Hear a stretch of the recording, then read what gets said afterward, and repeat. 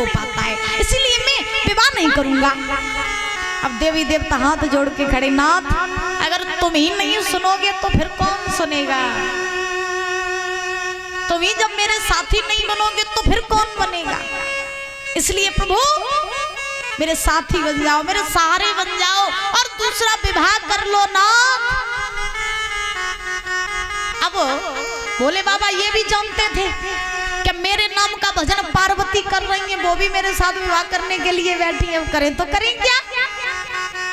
तो जब देवी देवताओं ने बहुत प्रार्थना की कि नाथ विवाह कर लो, विवाह कर लो, तो भोले बाबा ने उनकी अर्जी स्वीकार कर ली। कहा जाता ना भोले वाले, हाँ हमारे भोले बाबा बड़े भोले वाले, भोले तो इतने एक लोटा जल में ही मान जाता, और वाले तो इतने हैं कि महाराज अगर कोई भी मनाता रहे भोले बाबा को, अगर क्रोध आ जाए तो फिर ये मानने वाले नहीं है।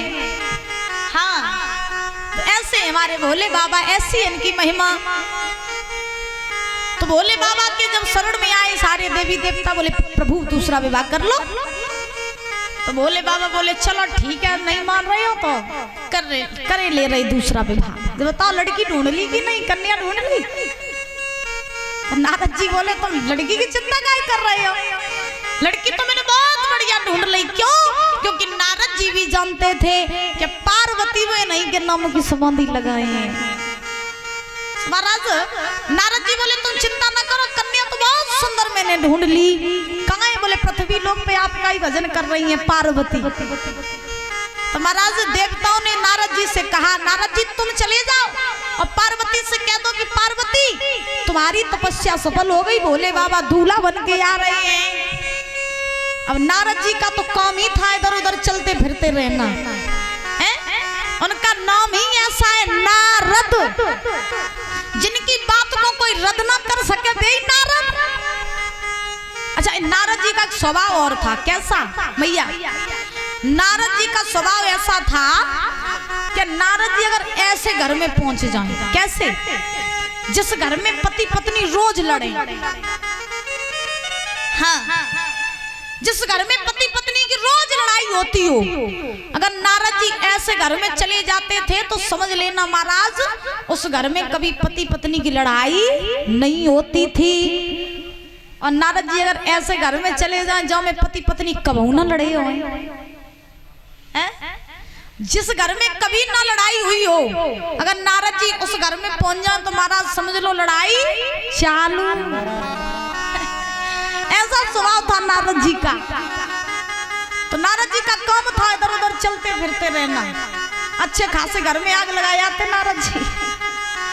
हाँ तो नारद जी चले पार्वती के पास पहुंचे, बोले पार्वती तुम्हारी तपस्या सफल हो गई, अब तुम घर जाओ, विवाह की तैयारियां करो क्योंकि भोले बाबा दूल्हा बन के आ रहे हैं। पार्वती ने ये बात सुनी, खुशी का ठिकाना नहीं रहा। पार्वती चली दौड़ करके अपनी नगरी में आई, अपने पिता से कहा बाबा मेरी तपस्या सफल हो गई, अब आप देरी न करो, विवाह की तैयारियां करो। और तैयारियां करके क्योंकि भोले बाबा दूल्हा बन के आ रहे हैं, तुम्हारे दामाद बन के आ रहे हैं। हिमांचल ने भी देरी नहीं की महाराज, पूरी हिमांचल नगरी को दुल्हन की तरह सजवाने लगे, नाना प्रकार की तैयारियां होने लगी। और इधर भोले बाबा जो है वो महाराज कैलाश पर्वत पे विवाह की तैयारियां करवाने लगे। और भोले बाबा भी महाराज दूल्हा बनने के लिए तैयार हो गए। इधर हिमांचल नगरी में विवाह की तैयारियां हो रही हैं और कैलाश पर्वत पे हमारे भोले बाबा दूल्हा बन रहे हैं। अब भोले बाबा जब दूल्हा बन रहे, सुंदर सा मंडप गड़वाया। एक बात बताएं भैया, शादी एक ऐसा लड्डू होता है जो खाए सौ पछताए और न खाए सौ पछताए। हाँ जिसकी शादी हो जाए महाराज वो भी आफत में पड़ जाता है, और जिसकी शादी ना हुई हो वो भी आफत में पड़ा रहता है।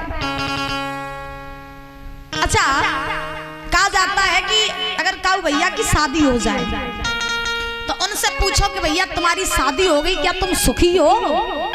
परीक्षित महाराज सुन रहे हो? अगर जिसकी शादी हो जाए उनसे पूछो भैया तुम सुखी हो? तो महाराज जब कहिए भैया कहाँ सुखी है, सुखी तो तब होती जब शादी ना हुई थी। क्यों? क्योंकि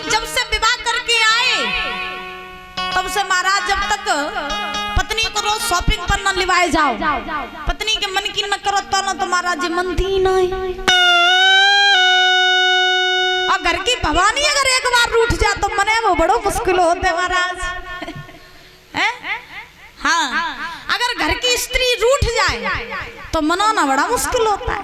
और अगर उनसे पूछो भाई जिनकी शादी ना हुई हो, उनसे पूछो भैया तुम सुखी हो, तो वो कहते हैं कहाँ सुखी है भैया, सब पत्थर पूछ डारे, ब्याह तो होता ही ना है। शादी एक ऐसा लड्डू होता है जो खा ले वो भी पछता है और ना खाए महाराज वो भी पछता है। जिनकी शादी हो जाए फिर वे महाराज कोने में बैठ बैठ के रोते हैं। हाँ, और जिनकी शादी ना हुई हो वो महाराज नारियल फोड़ते हैं मंदिरों में, प्रभु शादी तो हो ही जाए। तो बोले बाबा आज दूल्हा बने, दूल्हा बनने के लिए सुंदर सा मंडप गड़वाया और मंडप के नीचे भोले बाबा खड़े हो गए। अब भोले बाबा जब मंडप के नीचे खड़े हुए तब तक देवियां आई, और जब देवियां आई तो आकर के भोले बाबा से बोली नाथ अब दूल्हा बन जाओ। तो भोले बाबा बोले अब हम तो जानते ही नहीं कि दूल्हा बनवे का से का करो, जाओ बनाओ ना दूल्हा। देवियां बोली सुनो ना नाथ, जो जो काम हम तुम्हें बता जाओ तुम वही करते जाओ। भोले बाबा बोले बिल्कुल करते जाएंगे। आज भोले बाबा मंडप के नीचे खड़े हुए हैं और खड़े होकर के महाराज जितनी भी देवियां हैं वो आज भोले बाबा को दूल्हा बना रही हैं। और हमारे जब इटावा क्षेत्र में जब दूल्हा बनाया जाता है लड़का तो हमारे इधर गाया जाता है एक गीत, शायद आपके इधर भी गाया जाता हो कि पर्वत पे छाई बहार के बोला किन्ने सजायो रे।